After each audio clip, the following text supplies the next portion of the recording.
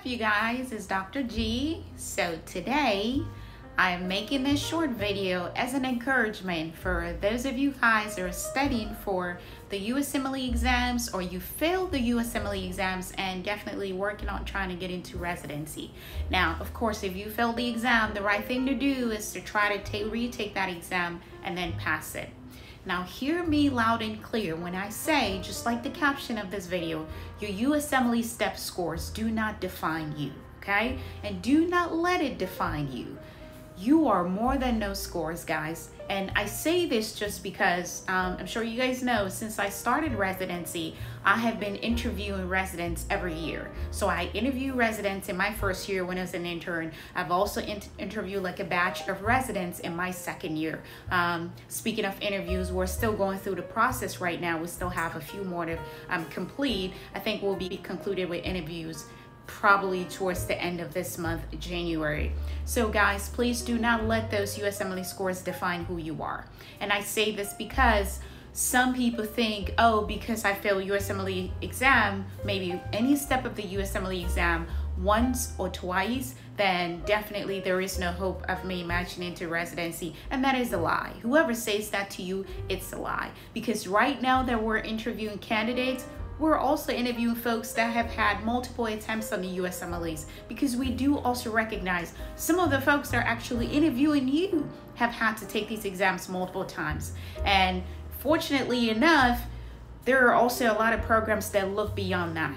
I love those programs that talk about looking at an application or an applicant from a holistic point of view, just because we should not just focus on who's a high scorer, who's a low scorer, or whatnot, because we are more than just the Usmle scores. Now, I understand, yes, that's an important exam. It's a standardized exam for a reason, right? That way, Johnny from down the street medical school, the guy from Harvard, the guy from Yale, the guy from Caribbean Medical School, y'all all get to take the same kind of exam and then to kind of see where you are basically.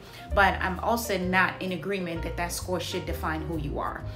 When I interview applicants, I will be honest with you, when I review applicants, I'm not looking at your score, because quite frankly, if you've been filtered through the process and then somebody brought you to that point of you being in front of me to interview, I'm looking beyond that score. Of course, you must have scored beyond the passing score to have made it this far, but there is more to an applicant than just the Usmle scores. And I say this for both the US grads, IMGs, regardless of where you went to medical school. So please do not let your Usmle scores define who you are.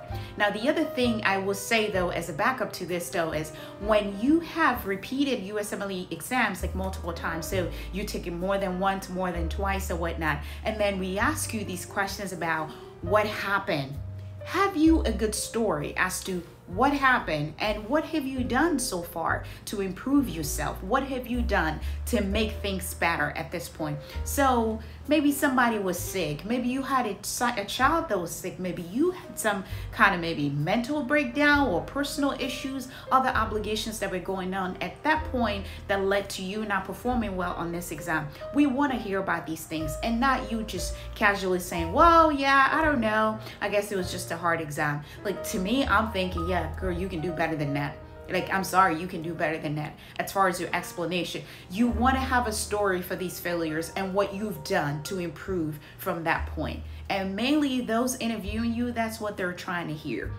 No one is above failure, just like we as humans and stuff, like we are not flawless, right? And every right thinking interviewer that's interviewing you, anyone that brings you to that table saying, I'm considering giving this person a seat at the table, will also be thinking that. Now it's now up to you to deliver that the best way you know how to, basically. So long story short, have a story behind what happened, why it happened, and what have you done so far to improve your study skills and also to yield better results. But it is really important for you to keep that in mind, that those scores should not define who you are. Until next time, guys, it's Dr. G. Y'all take care.